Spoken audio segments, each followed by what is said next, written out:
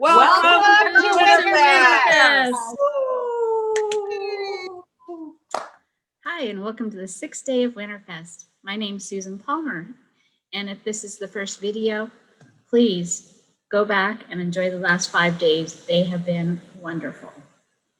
We'll be featuring Pam Fredrickson again and 2 more of her amazing quilts, Courthouse Cobbles and Confetti Clover. Hi, Pam. Hi. Okay, so I brought up Courthouse Cobbles. It's one of my favorite quilts that you've done this year. I love this one. Really? Yeah. It's a variant on a log cabin / courthouse block. And didn't we discuss this, that I came up with the name Cobbles because maybe of the way I set it, and it kind of looked like tiles or something. And I do like the asymmetry.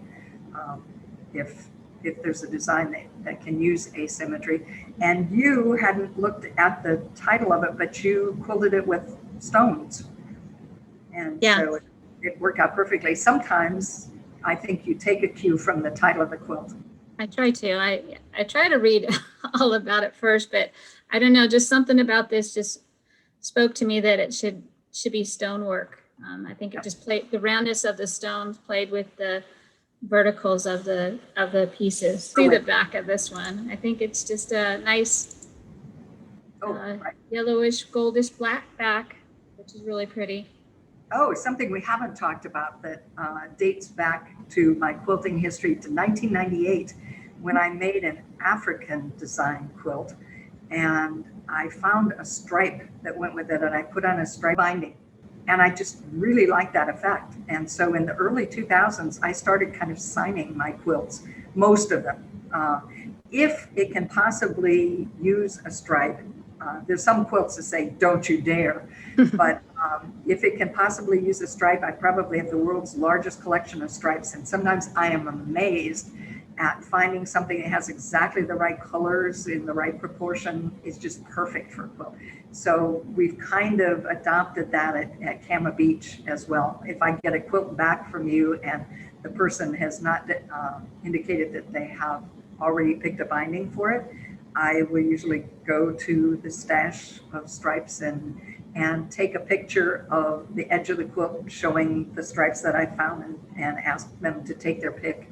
And that's what goes on the edge of the quilt. So a lot of these will have striped bindings.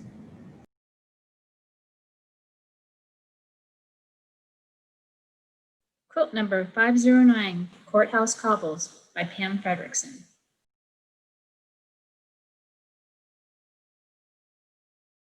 Confetti Clover. This is another beautiful quilt that you did. And this is one that I first made as a child's version, a smaller version of it. This is a nickel quilt, Pat Speth inspiration. It's in, I think, her first book. And I was working with scraps from Days for Girls, which is an organization that makes feminine hygiene products and does education in over 150 countries in the world, I think. And they've reached, I think we've gotten up to 2 million people so far. Anyway, wow. we do die cutting, and the scraps are beautiful fabrics. But the biggest piece that you can make is 2.5 by 4.5, which is perfect for many of the quilts in the Nickel Quilts book. And this confetti clover thing, they're nice. We use nice, bright, colorful prints. And I liked that small quilt so well that I thought, and I've got tons of those scraps. And so I made a full-size version for Cama Beach, and that's Confetti Clover. I think the pattern must have been called clover of some sort. Oh, it looks like a 4-leaf clover. Let me give you a little background for the fabric that was used for Confetti Clover.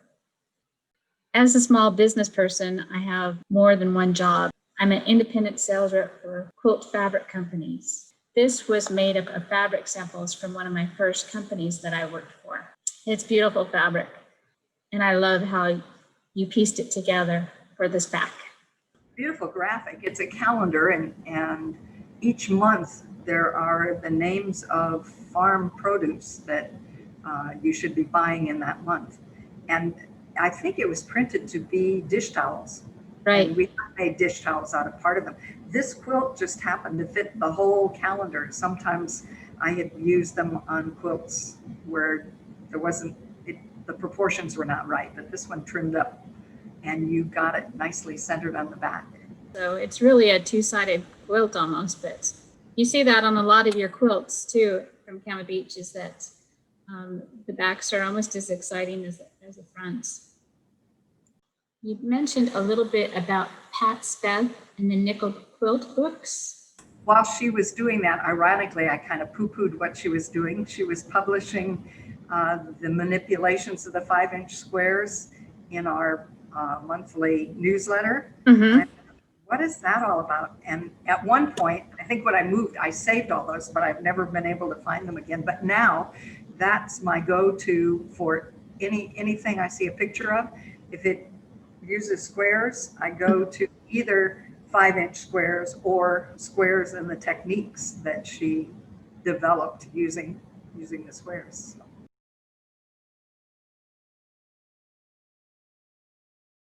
Quilt number 524, Confetti Clover by Pam Fredrickson.